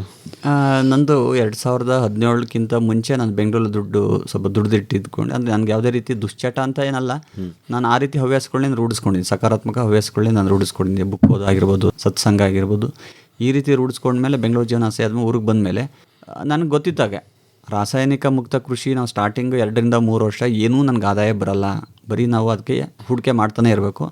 ಇದಕ್ಕೆ ಏನು ಮಾಡ್ಬೋದು ಅನ್ನೋ ದೃಷ್ಟಿಗೆ ನಾವು ಬೆಂಗಳೂರಿದ್ದಾಗೆ ಆ ದೃಷ್ಟಿಗೋಸ್ಕರ ಸ್ವಲ್ಪ ಕೂಡಿಟ್ಟಿದ್ದೆ. ಅಂದರೆ ಇದು ವ್ಯವಸಾಯಕ್ಕೋಸ್ಕರ 3 ವರ್ಷ ಅಥವಾ 2 ವರ್ಷ 3 ವರ್ಷ ಏನೂ ಆದಾಯ ಬರಲ್ಲ, ಈ ದುಡ್ಡನ್ನು ಇಲ್ಲಿ ಖರ್ಚು ಮಾಡಿ ಮನೆ ನಿರ್ವಹಣೆ ಮಾಡಬೇಕು ಅನ್ನೋ ದೃಷ್ಟಿಗೆ ನನ್ನ 3 ವರ್ಷ ಏನೂ ಬೆಳೆ ಬರೋದಿಲ್ಲ, ಬರೀ ಉಳಿಸೋದು, ಇದು ಮಾಡೋದು. ಆಮೇಲೆ ನಾನೇ 1-2 ನಾಟಿ ಹಸು ತಗೊಂಡು ಅದು ನನಗೆ ಉಳಕ್ಕೆ ಬರ್ತಿದ್ದಿಲ್ಲ, ಆದರೆ ನಾನು ಕಲ್ತ್ಕೊಂಡು ನಾನೇ ಉಳಕ್ಕೆ ಅಭ್ಯಾಸ ಮಾಡಿಕೊಂಡೆ. ಹಾಗಾಗಿ 3 ವರ್ಷ ಆದಮೇಲೆ ನೋಡಿ ನನಗೆ ಬೆಳೆ ಉತ್ತಮವಾಗಿ ಬರೋಕ್ಕೆ ಇದಾಯಿತು. ಭತ್ತದ್ದೇನು ಪ್ರಾಬ್ಲಮ್ ಇಲ್ಲ, ಆದರೆ ಈ ಒಣ ಬೇಸಾಯದಲ್ಲೇ ರಾಗಿ ಬೆಳೆಯೋದು ನಮಗೆ ಸ್ವಲ್ಪ, ಅದು ನಮ್ಮದು ಮರಳು ಮಣ್ಣು ಆದ್ದರಿಂದ ಅದು ಸ್ವಲ್ಪ ಅಂತ ಏನು ಸತ್ವಯುತವಾಗಿರಲ್ಲ ಮರಳು ಮಣ್ಣು. ಅದರಲ್ಲಿ ರಾಗಿ ಬೆಳೆದು ನನಗೆ ಭಾಳ ಚಾಲೆಂಜ್ ಆಗಿತ್ತು. ಅದು ಈ ವರ್ಷ ಸಂಪೂರ್ಣವಾಗಿ ಚೆನ್ನಾಗಿ ಬಂದಿದೆ. ಹೇಗೆ ಬೆಳೆದ್ರಿ? ಮಾಮೂಲಿ ಇದು ಅದರಲ್ಲಿ ಮುಂಗಾರಲ್ಲಿ ಹಸಿರೆಲೆ ಗೊಬ್ಬರ ಮಾಡಿಬಿಡೋದು. ಎಲ್ಲದಕ್ಕೂ ಎಲ್ಲ ಭೂಮಿಗೂ ಅಲ್ಪಾವಧಿ ಬೆಳೆಯಾಗಿ ಎಲ್ಲಕ್ಕೂ ಕೂಡ ಹಸಿರೆಲೆ ಗೊಬ್ಬರ ಮಾಡಿಬಿಡ್ತೀವಿ. ಎಲ್ಲ 15-20 kg ಎಕರೆಗೆ ಮಿಕ್ಸ್ ಮಾಡಿ ಹಚ್ಬಿಟ್ಟು ಅದನ್ನು ರೋಟ್ರಿ ಹೊಡಿಸಿ, ಆಮೇಲೆ ಆರಲ್ಲಿ ಸಾಲು ಹೊಡ್ಕೊಂಡು ನಾವೇ ಕೈಯಲ್ಲಿ ರಾಗಿ ಚೆಲ್ಕೊಂಡು ಅಥವಾ ಸಾಲು ಬಿಟ್ಕೊಂಡು ಅದರಲ್ಲಿ ಏಕ ಬೆಳೆ ಬೆಳೆಯಲ್ಲ ನಾವು. ಹುರುಳಿ ಇರುತ್ತೆ, ಹೆಸರು ಕಾಳು, ಉದ್ದಿನ ಕಾಳು, ಹುಚ್ಚಳ್ಳಿ ಇರುತ್ತೆ. ಹುಚ್ಚಳ್ಳಿ ವರ್ಷ ಬಂದಿಲ್ಲ, ಮಳೆ ಸ್ವಲ್ಪ ಜಾಸ್ತಿ, ಅದು ಆ ಟೈಮಲ್ಲಿ ಮಳೆ ಜಾಸ್ತಿ ಆಗ್ಬಿಡ್ತು, ಹುಚ್ಚಳ್ಳಿ ಕರಗೋಯ್ತು. ಈ ರೀತಿ ದ್ವಿದಳ ಮತ್ತು ಏಕದಳ ಸಂಯೋಜನೆ ಮಾಡಿ ನಾವು ಬೆಳೆ ಮಾಡಿರ್ತೀವಿ. ಯಾವ್ದಾರು ಒಂದು ಬೆಳೆ ಬಂದೇ ಬರುತ್ತೆ. ಈಗ ಜಾನುವಾರು ಅಂದರೆ 2 ಹಸು ಮಾತ್ರ? 2 ನಮ್ಮ ಹಳ್ಳಿಕಾರ 2 ಹಸು ಇದೆ. ನಂತರ ಇಲ್ಲ ಆ ರೀತಿ ಕೋಳಿ. ಮೊದಲು ನಾನು ಬೆಂಗಳೂರಿಂದ ಬಂದಾಗ ಕೂಡ ಆಡು ಮಾಡಿದೆ. ಆಡಲ್ಲಿ ಆದಾಯನೂ ಆಯಿತು, ಬಟ್ ತುಂಬ ರಿಸ್ಕ್ ಇದೆ ಅದು. ಅಂದರೆ ನಾವು ಭಾಳ ಅದಕ್ಕೆ ಜೊತೆಲೇ ಇರಬೇಕು ಅಥವಾ ಹೊಂದ್ಕೊಂಡು ಹೋಗಬೇಕು. ಹಾಗಾಗಿ ಆಡನ್ನು ಮಾರ್ಬಿಟ್ಟು ನಾಟಿ ಹಸು ಮಾಡ್ಕೊಂಡು 2 ನಾಟಿ ಹಸು ಇದೆ. ಈಗ ಒಂದಿದೆ, ಒಂದು ಕರು ಇದೆ. ಅದ್ರ ಜೊತೆ ನಾನು ಕುರಿ ಕೂಡ ಸಾಕಿದ್ದೆ, 5 ಕುರಿ ಒಂದು ಸಾಕಿದ್ದೆ. ಹಂಗಾಗಿ ಈಗ ಈ ಸೋಪ್ ಆಗಲಿ, ಈ ಮೌಲ್ಯವರ್ಧನೆ ಮಾಡೋದ್ರೊಳಗೆ ನಾನು ಹೆಚ್ಚು ಸ್ವಲ್ಪ ಗಮನ ಕೊಡ್ತಾ ಇರೋದ್ರಿಂದ ಕುರಿ ನಾನು ಈಗ ಇಟ್ಕೊಂಡಿಲ್ಲ, ಹಳ್ಳಿಕಾರ ಹಸು ಒಂದಿದೆ. ಈ ಮೌಲ್ಯವರ್ಧನೆ ಬಗ್ಗೆ ಜಾಸ್ತಿ ನಾನು ಗಮನ ಕೊಡ್ತಾ ಇರೋದ್ರಿಂದ. ಓಕೆ. ಹಾಗಾದರೆ ನಿಮಗೆ ಈಗ ಭತ್ತ ಅಕ್ಕಿ ಮಾಡಿ ಮಾರ್ತೀರಾ? ಅಕ್ಕಿ ಮಾಡಿ ಅದೇ ನಾನು ವರ್ಷದಲ್ಲಿ ನನಗಿಟ್ಕೊಂಡು ನಾನು 4-5 ಕ್ವಿಂಟಲ್ 400-500 kg ನನ್ನದೇ ಆದ ಗ್ರಾಹಕರಿದ್ದಾರೆ. ನಾನು ಯಾವುದೇ ಗ್ರಾಹಕರು ಕೇಳೋದಷ್ಟೇ ನಾನು ರಾಸಾಯನಿಕ ಮುಕ್ತ ಮಾಡ್ತಾ ಇದ್ದೀನಾ ಇಲ್ವಾ ಅನ್ನೋದು. ಗ್ರಾಹಕರಿಗೆ ದುಡ್ಡು ಕೊಡ್ತಾ ಹೋಗ್ತಾರೆ ನನ್ನ ಹತ್ರ. ಬಟ್ ಅವರು ಬಂದು ನಮ್ಮ ಭೂಮಿನಾರ ನೋಡಲಿ ಅಥವಾ ಯಾರು ರಾಸಾಯನಿಕ ಮುಕ್ತ ಕೃಷಿ ಮಾಡ್ತಾವ್ರೆ ಅಂತ ಅಂದರೆ ಗ್ರಾಹಕರು ಹೋಗಿ ಅವ್ರ ಭೂಮಿ ನೋಡಬೇಕು, ಅಲ್ಲಿ ಹೋಗಿ ವಿಚಾರಿಸ್ಬೇಕು. ಅದು ಗ್ರಾಹಕರದ ಹಕ್ಕು ಹೌದು, ಕರ್ತವ್ಯನೂ ಹೌದು. ಅಂದ್ರೆ ಈಗ ನೀವು ಒಂದು ಮೌಲ್ಯವರ್ಧಿತ ಉತ್ಪನ್ನ ಅಂತ ಹೇಳಿ ಸೋಪ್ ಮಾರ್ತೀರಿ? ಸೋಪ್ ಇದೆ, ರಾಜಮುಡಿ ಅಕ್ಕಿ ಇದೆ, ಮತ್ತೆ ಹಲ್ಪುಡಿ, ಚಾರ್ಕೋಲ್ ಹಲ್ಪುಡಿ ಇದೆ. ಅಂದ್ರೆ ಸೋಪಲ್ಲೇ 5 ಥರ ಇದೆ. ಅರಿಶಿನ ಪುಡಿ ಇದೆ, ಶುಂಠಿ ಪುಡಿ ಇದೆ, ಮತ್ತೆ ಕುಂಕುಮನು ಕೂಡ ಸಣ್ಣ ಪ್ರಮಾಣದಲ್ಲಿ ಮಾಡ್ತಾ ಇದ್ದೀನಿ. ಕಷಾಯದ ಪುಡಿ ಇದೆ, ಕುಳ್ಳೆಗೌಡರು ಕಷಾಯ ಅಂತ, ಟೀ ಕಾಫಿ ಬದಲಿಗೆ ಅಂತ. ಅಂದ್ರೆ ಟೀ ಕಾಫಿ ಕುಡಿಯೋ ಬದಲು ಏನೇನು ಹಾಕ್ತೀರಿ ಕಷಾಯದ ಪುಡಿ? ಕಷಾಯಿಗೆ 21 ಪದಾರ್ಥ, ಸಾಂಬಾರು ಪದಾರ್ಥ ಮತ್ತೆ ಔಷಧಿ ಸಸ್ಯಗಳದ್ದು. ಕಷಾಯ ಕುಡ್ದಿದ್ದೀನವ ಅನಗ? ಕುಡ್ದಿದ್ದೀನಿ. ಹೌದಾ? ಚೆನ್ನಾಗಿದೆಯಾ? ಅಂದರೆ ಬೆಲ್ಲ ಹಾಕ್ಕೊಂಡು ಕುಡಿಬೇಕು, ಇಲ್ಲಾಂದರೆ ತುಂಬ ಕೈ ಇರುತ್ತೆ. ನಿಮ್ಮ ಹಸು ನೋಡಿದ್ಯಾ? ಹಾಲು ಕರಿತೀಯಾ ಅಥವಾ ಇನ್ನೂ ಬರಲ್ವಾ ನಿಂಗೆ? ಸ್ವಲ್ಪ ಬರುತ್ತಾ? ಓಕೆ. ಹಸು ಮೈ ತೊಳೆಯೋದು ಇಲ್ಲ ಮತ್ತೆ ಕೊಟ್ಟಿಗೆ ಕಸ ಗುಡಿಸೋದು, ಸಗಣಿ ಎತ್ತೋದು ಅವೆಲ್ಲ ಏನು ಮಾಡಲ್ವಾ? ಮಾಡ್ತೀನಿ. ಮಾಡ್ತೀಯಾ? ಅಮ್ಮ ಹೇಳಿದ್ರೆ ಮಾಡ್ತೀಯಾ? ಆಮೇಲೆ ಅಡುಗೆ ಏನಾದರೂ ಮಾಡಕ್ಕೆ ಬರುತ್ತಾ? ಅಡಿಗೆ ಸ್ವಲ್ಪ ಬರುತ್ತೆ. ಏನೇನು ಮಾಡ್ತೀಯಾ? ಏನಾದ್ರು ಸಾಂಬಾರು ಮಾಡೋದಿದ್ರೆ ಮಾಡ್ತೀನಿ, ಅಮ್ಮನಿಗೆ ಹೆಲ್ಪ್ ಮಾಡೋದಿದ್ರೆ ಮಾಡ್ತೀನಿ.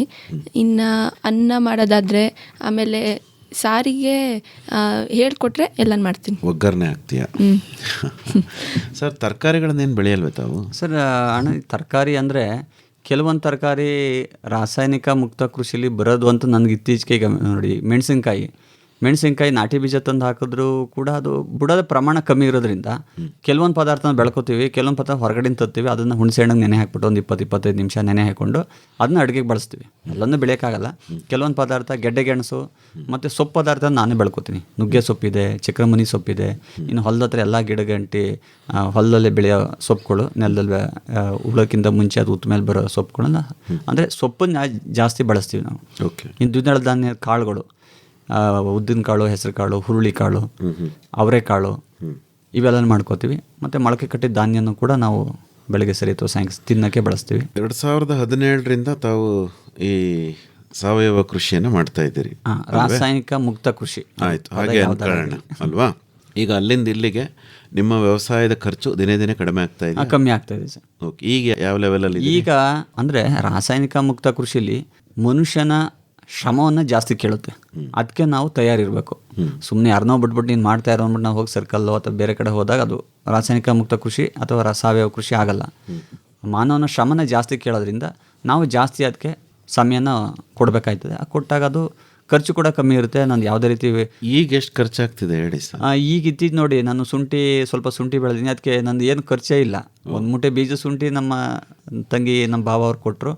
ಅದಕ್ಕೆ ನಾನೇ ಕೂಡ DAP ಆಗಲಿ, ಪೊಟ್ಯಾಷ್ ಆಗಲಿ, ಯೂರಿಯಾ ಆಗಲಿ ನಾನೇ ಮಾಡ್ಕೋತೀನಿ. ಆಮೇಲೆ ಕೆಲವೊಂದು ಸ್ಪ್ರೇಯರ್ ಅಂದರೆ ಕೀಟನಾಶಕ ಆಗಲಿ ಅವೆಲ್ಲ ಔಷಧಿ ಕೂಡ ನಾನೇ ಮಾಡ್ಕೊಳ್ಳೋದ್ರಿಂದ, ಅಂದರೆ ಈಗ ಪಳೆಕರ್ ಪದ್ಧತಿ ಹೇಳೋರೆ ಅಗ್ನಿಅಸ್ತ್ರ, ಬ್ರಹ್ಮಾಸ್ತ್ರ, ನೀಮಾಸ್ತ್ರ ಅಂತ. ಅದ್ರ ಜೊತೆಗೆ ನಮ್ಮ ಸ್ಥಳೀಯವಾದ, ನಾನು ಯಾವುದೇ ರೈತಂಗೆ ಹೇಳೋದಾದ್ರೆ ಅಷ್ಟೇ, ಅಲ್ಲಿಯ ಸ್ಥಳೀಯವಾದ ಜ್ಞಾನನ ಉಪಯೋಗಿಸ್ಕೊಂಡು ಬೆಳೆದ್ರೆ ಅವರು ತುಂಬ ಉತ್ಕೃಷ್ಟವಾಗಿ ಬೆಳಿಬೋದು, ಅವರು ಕೂಡ ಉತ್ಕೃಷ್ಟವಾಗಿರ್ಬೋದು. ಅಂದರೆ ಈಗ ಝೀರೋ ಖರ್ಚು ನಿಮ್ಮ? ಜೀರೋ ಖರ್ಚು ಅಂದರೆ ಈಗ ಜೀರೋ ಖರ್ಚು ಅಂತ ಯಾವ್ದು ಕೃಷಿಲೂ ಇಲ್ಲ. ಅದು ಅತಿ ಸಾಮಾನ್ಯದ ಖರ್ಚು ಉಳೋದಾಗಲಿ. ಈಗ ನಮ್ಮ ಹತ್ರ ಉಳೋದು ಅಂದರೆ ಈಗ ಅನಿವಾರ್ಯವಾಗಿ ನಾವು ಟ್ಯಾಕ್ಟ್ರಿಗಳು, ಟಿಲ್ಲರ್ಗಳು ಡಿಪೆಂಡ್ ಆಗಲೇಬೇಕಾಗುತ್ತೆ. ಈಗ ನಾವು ಭತ್ತ ಬಡಿಯೋದು ನನ್ನ ಜೊತೆಗೆ ಒಂದಿಬ್ಬರು ಕರ್ಕೋತೀನಿ, ಭತ್ತ ಬಡ್ಕೋತೀವಿ. ಈ ರೀತಿ ಸಣ್ಣ ಪುಟ್ಟ ಖರ್ಚುಗಳಂತೂ ಅಂದರೆ ಹೊರಗಡೆ ಜನಕ್ಕೆ ಹೋಲಿಕೆ ಮಾಡಿಕೊಂಡ್ರೆ ನಂದು ತುಂಬ ಖರ್ಚು ಭಾಳ ಕಮ್ಮಿ ಇರುತ್ತೆ. ಆದಾಯ ಪರವಾಗಿಲ್ವೇ? ಆದಾಯ ಈಗ ನಂದು ಇರೋದ್ರಲ್ಲಿ 3 ಎಕರೆಯಲ್ಲಿ ಅದರಲ್ಲಿ ಸ್ವಲ್ಪ ತೋಟಧಾರಿತ ಬೆಳೆಗಳು ಸ್ವಲ್ಪ ಆದಾಯ ಬರುತ್ತೆ, ಅಕ್ಕಿಲಿ ಸ್ವಲ್ಪ ಬರುತ್ತೆ. ಈ ಜೊತೆಗೆ ಮೌಲ್ಯವರ್ಧನೆ ಮಾಡ್ತಾ ಇದ್ದ ಸೋಪಲ್ಲಿ ಈಗ ನನ್ನ ಮುಖ್ಯವಾಗಿ ನನ್ನ ಆದಾಯದ ಮೂಲ ಅಂದರೆ ಇತ್ತೀಚೆಗೆ ಹೇಳ್ಬೇಕು ಸೋಪು. ಈ ಸೋಪಲ್ಲಿ ಏನು ಗಿಡಮೂಲಿಕಾ ಸೋಪ್ ಇದೆಯಲ್ಲ, ಈ ಸೋಪನ್ನು ತುಂಬ ಜನ ಮಡುವೆಗಳಾಗಲಿ ಅಥವಾ ಮೈ ಕೆರೆತ, ಹುಲ್ಕಡ್ಡಿ ಆಗಲಿ ಈ ರೀತಿ ಮೊದಲು ನಾನು ನನ್ನ ಮನೆ ಮಟ್ಟಕ್ಕೆ ಮಾಡ್ಕೊಂಡಿದ್ದು ಇವತ್ತು ಈ ಮಟ್ಟಕ್ಕೆ ಬೆಳೀತಾ ನಾನು ಅಂದ್ಕೊಂಡಿದ್ದಿಲ್ಲ. ಅದರಿಂದನೇ ಈಗ ಆದಾಯದ ಮೂಲ ನಾನು ಕಂಡ್ಕೊತಾ ಇದ್ದೀನಿ. ವ್ಯವಸಾಯ ಅಂದರೆ ಇಷ್ಟ ಆಗುತ್ತಾ ಪುಟ್ಟ ಅನಕ? ರೈತಾಪಿ ಬದುಕು ಅಂದ್ರೂ ಇಷ್ಟನಾ? ಹೆಮ್ಮೆಯಿಂದ ಹೇಳ್ತೀಯ ನಮ್ಮಪ್ಪ ರೈತ ಅಂತ? ಹೇಳ್ತೀನಿ ಅಲ್ವಾ? ಖುಷಿ ಆಗುತ್ತೆ. ಖುಷಿ ಆಗುತ್ತೆ. ನಿನಗೂ ನಿನ್ನ ತಂಗಿಗೂ ಇಬ್ರಿಗೂ ಖುಷಿನಾ? ಬಯಾಲಜಿ ಶಿಕ್ಷಕಿ ಆಗಬೇಕು ಅಂತ ಹೇಳಿದೆ. ನಿನ್ನ ತಂಗಿಗೆ ಏನು ಆಸೆ?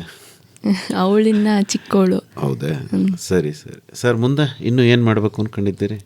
ಒಂದು ಸಂತೋಷದಾಯಕವಾಗಿ ಬದುಕಬೇಕು. ಅದು ಕರೆಕ್ಟ್. ಅಂದರೆ ಹಣ ಸಂತೋಷವಾಗಿದ್ರೆ ಹಣ ಬಂದೇ ಬರುತ್ತೆ. ಸಂತೋಷದಾಯಕ ಇದ್ದರೆ ಹಣ ಹಿಂದ್ಗಡೆ ಬರುತ್ತೆ. ಹಣದ ಹಿಂದ್ಗಡೆ ಹೋದರೆ ಸಂತೋಷನೂ ಇರಲ್ಲ, ಹಣನೂ ಸಿಗಲ್ಲ ಅನ್ನೋದು ನನ್ನ ವೈಯಕ್ತಿಕವಾಗಿ. ಜೊತೆಗೆ ನಮ್ಮೂರಿನಲ್ಲಿ ಈಗ ನಾವು ಊರಲ್ಲಿ ಇರೋದ್ರಿಂದ ನಮ್ಮೂರಿನ ಪರಿಸರ ಕಾಳಜಿ ಆಗ್ಬೋದು, ಊರಿನ ಜೊತೆ ಸಂಪರ್ಕ ಅದ್ರ ಕಡೆ ಒಲವು ತೋರಿಸಿ ನಮ್ಮೂರಲ್ಲಿ ಅಥವಾ ಯಾರು ಸಂತೋಷದಾಯಕ ವ್ಯಕ್ತಿಗಳು ಅದ್ರ ಜೊತೆಗೆ ನಾನು ಒಬ್ಬಿರಬೇಕು ಅನ್ನೋದು ನನ್ನ ಮುಖ್ಯ ಗುರಿ. ಒಳ್ಳೆಯದು ಸರ್, ಸಂತೋಷವಾಗಿರಿ ಸದಾಕಾಲ. ಪುಟ, ಈಗ ನಿನ್ನನ್ನು ನಮ್ಮ ಕೇಳುಗರು ಸಂಪರ್ಕ ಮಾಡಬೇಕು ಅಂದರೆ ಕರೆ ಮಾಡೋದಕ್ಕೆ ನಿನ್ನ ಫೋನ್ ನಂಬರ್ ಏನು ಹೇಳ್ಬೋದೇನಮ್ಮ? 8553125567. ನಿಧಾನವಾಗಿ ಇನ್ನೊಂದು ಸರಿ ಹೇಳು. 8553125567. ಇನ್ನೂ ಒಂದು ಸರಿ ಹೇಳ್ಬಿಡು. 8553125567. ತಮ್ದು ಹೇಳಿ ಸರ್ ವೆಂಕಟೇಶ್ ಅವರೇ. 7975656833. ಇನ್ನೊಮ್ಮೆ 7975656833. ಇನ್ನೂ ಒಂದು ಸರಿ ಹೇಳ್ಬಿಡಿ. 7975656833. ಒಳ್ಳೆಯದು ಅನಘ ಅವರೇ ಹಾಗೂ ವೆಂಕಟೇಶ್ ಅವರೇ, ಇದುವರೆಗೂ ರಾಸಾಯನಿಕ ರಹಿತ ಕೃಷಿ ಬದುಕಿನ ಬಗ್ಗೆ ಬಹಳ ಉಪಯುಕ್ತವಾದ ವಿಚಾರ ನೀಡಿದ್ರಿ. ವಂದನೆಗಳು, ಒಳ್ಳೆಯದಾಗಲಿ. ನಮಸ್ಕಾರ. ನಮಸ್ಕಾರ. ಎಲ್ಲರಿಗೂ ನಮಸ್ಕಾರ. ಆದಿ ಅನಾದಿಗೂ ಆಧಾರವಾಗಿಹ ಮಣ್ಣನ್ನೇ ನಂಬಿ ದುಡಿಯುವ ರೈತರ ಕಥೆಗಳ ವ್ಯಥೆಗಳ ಸಾರುವ ಕೃಷಿ ಸಂಪದ, ಇದುವೇ ಕೃಷಿ ಸಂಪದ. ಪಿರಿಯಾಪಟ್ಟಣ ತಾಲೂಕು ಕಣಗಾಲು ಗ್ರಾಮದ ಎನ್ ವೆಂಕಟೇಶ್ ಹಾಗೂ ಅವರ ಮಗಳು ವಿ ಅನಘಾ ಅವರೊಂದಿಗೆ ಸಾವಯವ ಕೃಷಿಯ ಪ್ರಾಮುಖ್ಯತೆಯನ್ನು ಕುರಿತ ಸಂವಾದವನ್ನು ಕೇಳಿದಿರಿ. ಮುಂದಿನ ಕಾರ್ಯಕ್ರಮದಲ್ಲಿ ಸಮಗ್ರ ಸಾವಯವ ಕೃಷಿಯನ್ನು ಕುರಿತು ಹನೂರು ತಾಲೂಕು ಚಿಂಚಳ್ಳಿ ಗ್ರಾಮದ ಪಿ ದಯಾನಂದ್ ಅವರೊಂದಿಗೆ ಸಂದರ್ಶನವಿದೆ. ಮತ್ತೆ ಮುಂದಿನ ಕಾರ್ಯಕ್ರಮದಲ್ಲಿ ಭೇಟಿಯಾಗೋಣ. ನಮಸ್ಕಾರ.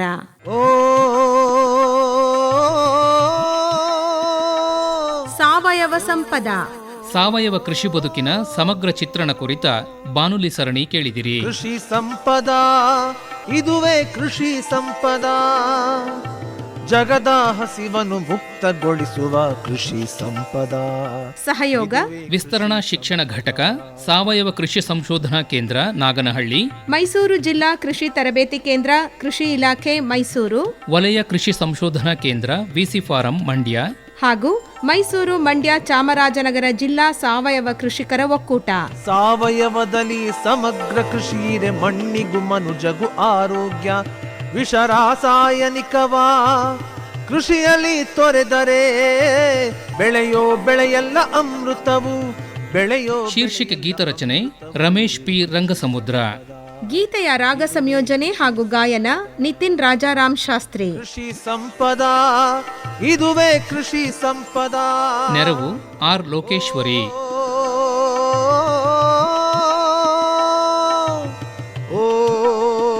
ಪರಿಕಲ್ಪನೆ ಹಾಗೂ ನಿರ್ಮಾಣ ಎನ್ ಕೇಶವಮೂರ್ತಿ. ಕೃಷಿ ಸಂಪದ, ಇದುವೇ ಕೃಷಿ ಸಂಪದ. ಜಗದ ಹಸಿವನ್ನು ಮುಕ್ತಗೊಳಿಸುವ ಕೃಷಿ ಸಂಪದ. ಇದುವೇ ಕೃಷಿ ಸಂಪದ.